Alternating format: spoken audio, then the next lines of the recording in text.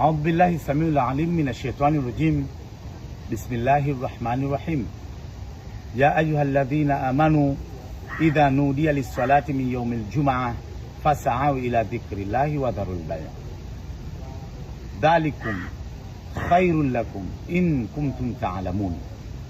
فإذا قضيت الصلاة فانتشروا في الأرض وابتغوا من فضل الله واذكروا الله كثيرا لعلكم تفلحون. Mwisho wa kunukuu.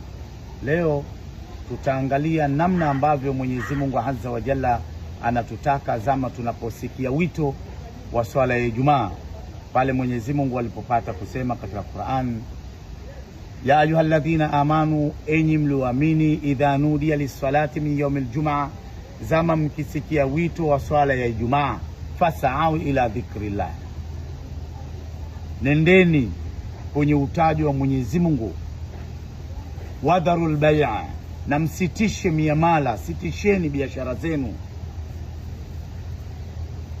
kwa mantiki ya kwamba tunaposikia wito wa Ijumaa ni shurti ya kwanza, swala niyo kitu cha kwanza, kwenda kufuata utajo wa Mwenyezi Mungu ndiyo jambo kubwa tunalohimizwa.